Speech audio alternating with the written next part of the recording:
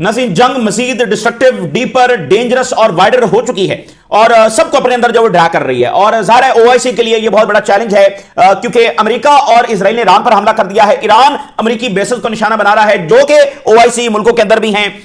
तो इस तरह से सूरत हाल और ज्यादा कॉम्प्लेक्स और ज्यादा सेंसिटिव जब हो जाती है। इस वक्त नज़ीर स्ट्रेट ऑफ हॉर्मोज से बड़ी खबर है। अब तो एक से बढ़कर एक खबर ज़ाहिर है आ रही है और स्ट्रेट ऑफ हॉर्मोज को ऑलमोस्ट ईरान ने बंद कर दिया और विद इन 24 आवर्स, अभी तक 24 आवर्स तो मुकम्मल नहीं हुए हैं, तो 24 आवर्स के अंदर अंदर ईरान ने स्ट्रेट ऑफ हॉर्मोज को जब बंद कर दिया है, यानी कि इसको मोस्ट इमीडिएट रिस्पॉन्स जब आप कहेंगे।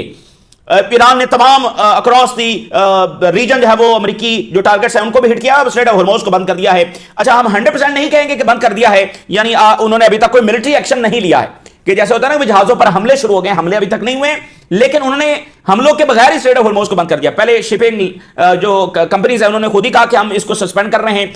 अब वहां से जो जहाज गुजरे हैं वहां पर ईरान की नेवी जो है उन्होंने अनाउंस किया कि कोई जहाज यहां से ना गुजरे, और जो जहाज वहां से गुजर भी रहे हैं तो उनको फिर वो रेडियो के जरिए जो आवाज आती है कि भाई ये इलाका अब सेफ नहीं है, यहां से ना गुजरे। तो यूरोपीय यूनियन ने भी अपने जहाजों को कहा है कि यहां से अब स्ट्रेट ऑफ हॉर्मोज से पास ना करें। तो वो अभी हमले के बगैर ही आप समझ लें कि 70-80% स्ट्रेट ऑफ हॉर्मोज बंद हो चुका है। अगले स्टेप में वो 100% भी बंद हो जाएगा, लेकिन ये अनसेफ हो चुका है। जो ऑयल फ्लो है वो मुतासर हो गया है। तो अभी अगले 24-48 घंटों में हम देखेंगे कि ऑयल प्राइसेस जब वो कहां पर जाएंगी। अब इसके बाद जितने दिन जंग डिले होती चली जाएगी उतना ज्यादा ऑयल प्राइसेस ऊपर जाती चली जाएंगी, और अगर उस तरह से ऊपर ना गई तो ज़ाहिर है कि ये अब कार्ड ज़ाहिर ईरान के बाद ये सबसे बड़ा कार्ड है स्ट्रेट ऑफ हॉर्मोज का। अब इसका क्या इंपैक्ट क्रिएट होता है, तारीख में पहली बार ईरान ने ये कार्ड अब इस्तेमाल कर दिया है, ठीक है ना। पिछली जंग में उन्होंने इस्तेमाल नहीं किया था, इस बार जब उन्होंने इस्तेमाल कर दिया है। ईरान ने हंड्रेड्स ऑफ ड्रोन्स अब लॉन्च कर दिए, हंड्रेड्स ऑफ ड्रोन्स लॉन्च किए गए हैं इजराइल की तरफ, और उसमें जो है वो तल अवीव निशाना बना है। जब से जंग शुरू हुई है ईरान ने इस वक्त जो है वो तल अवीव के ऊपर बहुत बड़ा हमला किया है, बहुत मैसिव अटैक जब तल अवीव पर किया गया है, और कैजुअलिटीज की खबरें तल अवीव में आ रही हैं। बड़ी सेंसिटिव बिल्डिंग्स तल अवीव के अंदर जब हिट हुई हैं, तो उन्होंने तेहरान पर बहुत बड़ा हमला किया है, ईरान ने तल अवीव पर बहुत बड़ा हमला कर दिया, और ईरान ने एक और काम शुरू कर दिया है। ईरान ने मुसाद हेडक्वार्टर्स को और अमेरिकी इंटेलिजेंस के हेडक्वार्टर को निशाना बनाना शुरू कर दिया है, not only in Israel but across the region. पूरे रीजन में मुसाद और अमेरिकी इंटेलिजेंस एजेंसीज के हेडक्वार्टर्स को निशाना बनाना शुरू कर दिया है। ये जो बहरीन में आप एक वीडियो देख रहे हैं, मल्टी स्टोरी बिल्डिंग को हिट किया गया है। रिपोर्ट के मुताबिक यहां पर भी जो अमेरिकी नेवी के लोग हैं और अमेरिकी जो फौजी हैं वो यहां पर रिहाइश पजीर हैं, ऐसी खबरें जब वो सामने आ रही है। तो बहरहाल अब ये हमले ज़ाहिर हो रहे हैं, और यही तो सबसे इस मामले की सेंसिटिव बात है, ठीक है ना, कि हो सकता है ड्रोन्स भेजे जा रहे हैं, कोई डी ट्रैक भी हो सकते हैं, यानी वो आगे पीछे कोई टारगेट मिस भी हो सकता है, कोई दूसरा टारगेट भी हिट हो सकता है। तो इस जंग की सबसे ज्यादा खौफनाक और सेंसिटिव बात यही है। तो इसी दरमियान तल अवीव में कैजुअलिटीज, सेंसिटिव बिल्डिंग्स हिट होने की खबरें जब सामने आ रही है। ईरान ने कहा है कि ट्रंप शुड लर्न के हमारे पास ऐसी कैपेबिलिटीज हैं कि हम एक लंबी जंग लड़ सकते हैं। ट्रंप को यह बात जब वो समझ जानी चाहिए। और गल्फ के अंदर सिचुएशन जब वो इस हवाले से बहुत ज्यादा नाजुक है कि बुर्ज खलीफा के करीब एक ड्रोन जब वो आकर हिट हुआ है, कुवैत के अंदर एयरपोर्ट पर कैजुअलिटीज रिपोर्ट हो रही हैं, बहरीन के अंदर ये मल्टी स्टोरी बिल्डिंग हिट हुई है, और यूएई की एक नेवल बेस जो है उसको हिट किया गया है। और ये स्ट्रेट ऑफ हॉर्मोज के हवाले से ये बेस थी, इसको जब वो हिट किया गया है तो सारे अमेरिकी जो एसेट्स हैं वो यहां पर, ईरान ने तमाम अमेरिकी एसेट्स को क्रॉस द रीजन जब निशाना बनाया। तो अब दो तीन बड़ी बातें हैं। एक तो ये कि देखें ईरान अकेला है, बाकी दुनिया दूसरी तरफ है, ईरान के साथ तो इस वक्त कोई भी नहीं है। ये जो ओआईसी मुल्क हैं, बजाय सवाल ईरान से हो कि वो यहां पर अमेरिकी बेसिस को क्यों निशाना बना रहा है, सवाल इन मुल्कों से क्यों ना हो जो अमेरिका को ये बेसिस देकर बैठे हुए हैं। और जब से इन्होंने ये बेसिस दी हैं, ये बेसिस एक अच्छे काम के लिए इस्तेमाल हुई हैं, तो जरा मुझे वो एक अच्छा काम बताएं। कितने ओआईसी मुल्कों के ऊपर इन्हीं बेसिस से उड़ उड़ कर जहाजों ने जाकर बमबारी की है, लाखों कैजुअलिटीज हो चुकी हैं। तो सवाल उन मुल्कों से क्यों ना किया जाए जो अमेरिका को अपनी बेसिस देकर बैठे हुए हैं। भाई आपकी सिक्योरिटी आप खुद नहीं कर सकते, और अगर आपने बाहर से किसी को लेकर आना है तो आप उसको यहां पर पनाह देकर उसको होस्ट करके अलाउ कर रहे हैं कि वो जहां चाहे जाकर जिसके ऊपर जब वो बमबारी कर दे। सवाल ईरान से नहीं होना चाहिए, सवाल उन मुल्कों से होना चाहिए जिन्होंने ये बेसिस दी हैं। अपनी सिक्योरिटी खुद करें, और अगर खुद नहीं कर सकते तो फिर जिसको आप लेकर आए हैं फिर उसको रिस्ट्रिक्ट करें कि वो किसी और मुल्क पर जाकर अटैक ना करे। तो यही वो कंस्पायरेसी है जो जिसको इजराइल जब एक्सप्लॉइट अब करेगा। अब सवाल यह है कि अगर ईरान एक दिन दो दिन इन अमेरिकी बेसिस पर हमले जारी रखता है तो फिर अब ये गल्फ कंट्री जब वो क्या रिस्पॉन्ड करेंगे, क्या ये अब ईरान के ऊपर जंग डिक्लेयर कर देंगे? क्योंकि आपको पता है ना कि 2-3 दिन के बाद मजीद ये बयानियां बनना शुरू हो जाएगा कि देखें अब ईरान तजावुज कर रहा है। अब देखें ईरान जब वो इजराइल पर हमला करे, इन मुल्कों पर क्यों अटैक कर रहा है? भाई इन मुल्कों पर अटैक नहीं हो रहा है, अरब कैपिटल्स पर अटैक नहीं हो रहा, अमेरिकी बेसिस के ऊपर अटैक हो रहा है। और अमेरिका ने ईरान पर हमला किया है। ईरान जवाब में कहां हमला करे, जरा यह बता दीजिए, ईरान जवाब में कहां अटैक करे। तो इसलिए इस बात को इसी एंगल से जब समझने की जरूरत है। और ईरान अकेला है, बाकी तमाम मुल्क जब वो दूसरी साइड पर खड़े हैं। क्या ईरान जब इसमें से सर्वाइव कर सकेगा? आज से 20 दिन के बाद सूरत हाल क्या होगी? क्या ईरान कोलैप्स कर चुका होगा? क्योंकि मैक्सिमम जो इजराइल और अमेरिका का टाइम फ्रेम है वो यही 2 से 3 हफ्ते। तो 20 दिन के बाद क्या ईरान सर्वाइव कर चुका होगा बड़ी ताकत के तौर पर, या फिर फॉल कर चुका होगा, कोलैप्स कर चुका होगा इराक, शाम और लीबिया की तरह और सूडान की तरह? क्या वहां पर खाना जंगी जब शुरू करवा दी जाएगी? तो ईरान के लिए बड़ा क्रूशियल डे है। और ईरान, देखिए, ईरान कंप्रोमाइज नहीं कर सकता है। आप उसको सूडान बनाने की कोशिश कर रहे हैं, तो ईरान किसी चीज के ऊपर कंप्रोमाइज नहीं करेगा। ईरान ने बार बार वार्न किया है, ठीक है। और फिर देखिए कि ये जंग है वो किस तरह से नविश्ता दीवार थी। एवरी डे हम ये बात करते रहे हैं कि ये जंग करीब आ रही है, करीब आ रही है।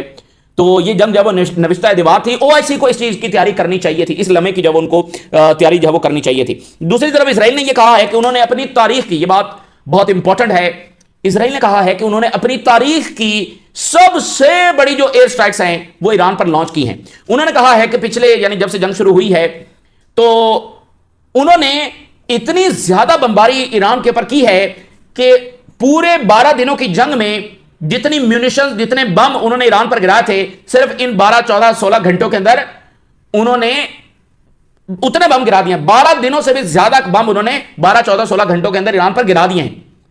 इसराइल ने कितनी बमबारियां की हुई हैं, लेकिन इसराइल कह रहा है कि उसने अपनी हिस्ट्री की सबसे बड़ी एयर स्ट्राइक्स बमबारी जो है वो ईरान पर लॉन्च की है। बहुत तबाही ज़ाहिर उन्होंने ईरान में मचाई है, तेहरान में, इस्फहान में, बाकी जो बड़े शहर हैं। और वहां पर ईरान के सदर को सबसे पहले इन्होंने निशाना बनाया। ईरान के सदर को सबसे पहले इन्होंने असैसिनेट करने की कोशिश की है। सुप्रीम लीडर के घर पर इन्होंने अटैक किया है। घर जो उस वक्त तबाह हो चुका है। इस वक्त खबर यह भी चल रही है कि सुप्रीम लीडर के जो बेटे हैं वो निशाना बन चुके हैं भी, लेकिन उसकी कोई तस्दीक नहीं है। इजरायली मीडिया तो यह भी दावा कर रहा है कि उनके मुताबिक सुप्रीम लीडर भी शहीद हो चुके हैं और अली शमखानी जो है वो उन पर अटैक किया गया। ये वो हैं जिन्होंने सऊदी अरेबिया और ईरान की सुलह में बड़ा अहम किरदार अदा किया था। तो इनको लास्ट टाइम भी निशाना बनाया गया था।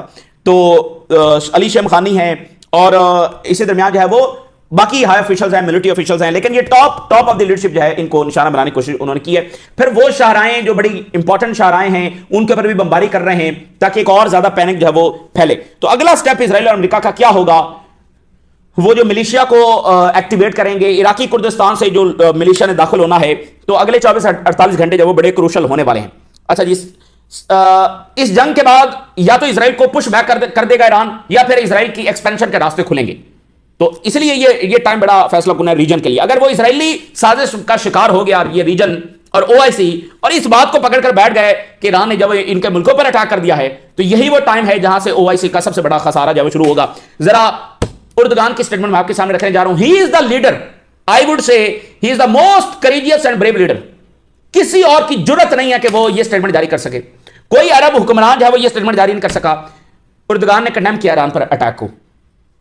आज के दौर में कंडेमनेशन की वैल्यू क्या है, लेकिन ये कंडेमनेशन भी नहीं कर सके। उर्दगान ने कंडेम किया है ईरान पर हमले को, बिल्कुल, यानी देखें किसी ने कंडेम नहीं किया, किसी मुल्क ने कंडेम नहीं किया, उर्दगान ने किया। तो बाकी मुल्कों को भी यही पोजीशन और यही करेज और जो लेनी चाहिए। तुर्की बड़े अच्छे तरीके से समझता है इजरायली अज़ाइम को और बड़े अच्छे तरीके से समझता है इन साजिशों को। आई condemn the attacks on Iran sovereignty, और उन्होंने कहा कि मैं बहुत एंशियस हूं और बहुत सैड हूं कि ये सब ईरान के साथ जो किया जा रहा है। ठीक है, बाकी मुल्कों को भी यही पोजीशन जब लेनी चाहिए। हिजबुल्लाह ने कहा है कि हम कॉन्फिडेंट हैं कि ये जो ईरान के ऊपर अमेरिका और इजराइल ने अटैक किया है, ये बहुत जोरदार चपेट इनके मुंह पर पड़ेगी और इनको कुछ हासिल नहीं होगा सिवाय शिकस्त के। Enemy will receive a major slap on their face, एक जोरदार चपेट इनको पड़ेगी और शिकस्त के सिवाय इनके कुछ पल्ले ना आएगा। हिजबुल्लाह सेज के दे आर कॉन्फिडेंट। तो अब यही बात है कि ईरान क्या सर्वाइव कर पाएगा या नहीं कर पाएगा। कर गया तो फिर दुनिया आप और तरह से देखेंगे, और नहीं किया तो फिर आप रीजन किसी और तरीके से देखेंगे। और अमेरिका ईरान पर नहीं रुकेगा। अमेरिका सदाम हुसैन पर नहीं रुका था, अमेरिका कज़ाफी पर नहीं रुका था, अमेरिका बशार असद पर नहीं रुका था, Sudan. This is the 7th war America is fighting for Netanyahu. 7th war है इन पिछले 25 सालों में। और जो यहां आज खड़े होकर कहता है कि ईरान ने ओआईसी मुल्कों के ऊपर अटैक कर दिया है, उसकी मालूमात के ऊपर भी अब हम क्या कह सकते हैं, उसकी हिदायत की दुआ ही हम कर सकते हैं उसकी मालूमात के ऊपर। और जैसे मैंने कहा कि पाकिस्तान के मीडिया की जो कवरेज है मुनासिब कवरेज है, लेकिन फिर भी टोटली सेटिस्फाइड नहीं है और उनको ज्यादा मेच्योरिटी दिखानी चाहिए। और पाकिस्तान में भी एक सो कॉल्ड जो लिबरल तबका आप जानते हैं, जो उनको पता आगे आगे पीछे पता कुछ भी नहीं होता, और वो भी लगे हुए हैं ईरान में आजादी नहीं है, ईरान में ह्यूमन राइट्स नहीं है, फलाना नहीं है। इनको मामले की हसासियत का जब अंदाजा नहीं है कि आप किस दुनिया में दाखिल हो चुके हैं। और ईरान, ये ईरान को आजादी देने वालों ने कुछ घंटे पहले एक स्कूल पर अटैक करते हुए 60 के करीब जो बच्चे हैं उनको वहां पर शहीद किया। ये ईरान के लोगों को आजादी देने आए। और ये जाकर पूछें लिबिया और शाम और इराक के लोगों से कि उनको जो आजादी जब दी गई थी। चाइना ने कहा है फौरी तौर पर ईरान पर हमले रोके जाएं, फौरी तौर पर ईरान पर हमले अमेरिका रोके। तो अमेरिका ने देखिए कि दुनिया को डिस्टेबलाइज किया है, और अब ये वक्त है चाइना और रशिया के लिए कि वो मजीद आगे बढ़कर अपना किरदार अदा करें। यूएस इंटेलिजेंस क्या कह रही है, बड़ी दिलचस्प उसने इंटेलिजेंस असेसमेंट जब जारी की है। सीआईए ने ट्रंप साहब को यह बताया है कि अगर सुप्रीम लीडर को निशाना बनाया गया और वो असैसिनेट हो गए तो फिर इस बात के लिए तैयार हो जाइए कि आईआरजीसी में से ही कोई सुप्रीम लीडर बन जाएगा, and they will be more hardliners, मजीद हार्ड लाइनर जो हैं वो आ जाएंगे। देखिए अगर ईरान ने आज तक न्यूक्लियर नहीं बनाया तो सुप्रीम लीडर की वजह से नहीं बनाया, और जिस ईरानी सदर को इन्होंने सबसे पहले अटैक किया है, उसको असैसिनेट करने की कोशिश की है, ये वो ईरानी सदर हैं जिनकी पूरी मीडिया कैंपेन वेस्टर्न मीडिया चला रहा था कि ये तो बड़े रिफॉर्मिस्ट हैं। और ईरान के सदर ने पहले दिन से आकर वही कोशिश की जो उससे पहले भी हो रही थी कि वेस्ट के साथ अच्छे ताल्लुकात किए जाएं। उस ईरानी सदर को सबसे पहले इन्होंने निशाना बनाया, और उसके ओथ के रोज इन्होंने इस्माइल हानिया को निशाना बनाया। ये पूरी एक कड़ी है, न्यूक्लियर डील को तोड़ना, फिर मुसलसल लॉबिंग जारी रखना, ठीक है ना, करते करते करते आज नेतन्याहू जब अमेरिका को यहां ले आया है। जनाब अली स्ट्रेट ऑफ हुर्मुज़ जो है वो इस वक्त बंद हो चुका है, आप समझे बंद हो गया, ठीक है ना। ईरान के अब ये ऑफिशियल है, ऑफिशियली उन्होंने कहा कि कोई जहाज जब यहां से ना गुजरे, क्योंकि हमारे पर एग्रेशन हुआ है, कोई जहाज यहां से ना गुजरे। Russian media strait of Hormuz is prohibited, ये रास्ता बंद है, क्लोज है, सेफ नहीं है। हाई फ्रीक्वेंसी ब्रॉडकास्ट रिसीव हो रही है जो शिप्स वहां से गुजरे हैं, और उनको आईआरजीसी के लोग ये कह रहे हैं कि भाई यहां से जब ना गुजरे। और यूरोपियंस ने अपने ऑयल टैंकर्स को कहा कि भाई यहां से ना गुजरे, तो अब क्या करेंगे, ठीक है ना। अगले 24-48 घंटों में देखेंगे कि ऑयल प्राइसेस कहां पर जाएंगी। और यूई से एफिलिएटेड एक नेवल बेस जो है फजूरा के अंदर वो हिट हुई है, ये बनाई गई थी स्ट्रेट ऑफ हुर्मुज़ ही के कंट्रोल के हवाले से। अच्छा, तो ये सूरत हाल है। अब स्ट्रेट ऑफ हुर्मुज़ में ये हो गया, ईरान ने बहुत बड़े हमले जब लॉन्च कर दिए हैं, 200 से ज्यादा ड्रोन जब उन्होंने लॉन्च किए हैं इसराइल की तरफ। फतह हाइपरसोनिक मिसाइल जब उन्होंने एक बार फिर लॉन्च किए हैं, ये पिछले 30 मिनट 40 मिनट 1 घंटे के अंदर ये कार्रवाइयां ईरान ने की हैं। और ईरान ने सीक्रेट जो मोसाद हेडक्वार्टर हैं और अमेरिकन मिलिट्री पर्सनल उनके हेडक्वार्टर हैं, उनके ऊपर हमले लॉन्च किए हैं इसराइल के अंदर और अक्रॉस द रीजन। ये बड़ी इंपॉर्टेंट बात है। तो इसलिए वो खबर आ रही है कि वो जो बहरीन में मल्टी स्टोरी बिल्डिंग हिट हुई है, वहां पर चूंकि नेवल हेडक्वार्टर है, तो उनके जो मरीन्स है वो वहां पर होते हैं, उस बिल्डिंग के अंदर रिहायश पजीर है। ये आप खुद सोचें, ईरान क्यों सिविल वहां पर ईरान जो है वो किसी रेजिडेंशियल एरिया को क्यों निशाना बनाएगा? दो ही सूरतें हो सकती हैं, या तो ये सूरत हो सकती है या ये सूरत हो सकती है कि ड्रोन जब वो आगे पीछे हो गया हो। भाई इतने ड्रोन लॉन्च हो रहे हैं, मिसाइल जा रहे हैं, तो आगे पीछे हो जाते हैं ड्रोन। वो क्यों निशाना जब बनाना चाहेगा? आप खुद सोचिए, जब पहले ही उसके खिलाफ इतना ज्यादा प्रोपेगेंडा है। 12 दिन की जंग में उसने इसराइल में सिविलियंस को निशाना नहीं बनाएगा, तो वो यहां सिविलियंस को निशाना बनाएगा। तो ये बात समझने की है, लेकिन जिसने नहीं समझना तो फिर क्या किया जा सकता है। रशियन मीडिया कह रहा है कि ईरान ने जब वो हाइपरसोनिक मिसाइल्स लॉन्च किए हैं और तल अवीव में बहुत हैवी अटैक्स हुए हैं, इसराइली मीडिया बता रहा है कि fissionable munition for the very first time इस्तेमाल किया गया। बात बड़ी इंपॉर्टेंट है, जो न्यूक्लियर में रिएक्शन होता है वो फिशन रिएक्शन होता है, एक के बाद एक चेन रिएक्शन उसमें होता है।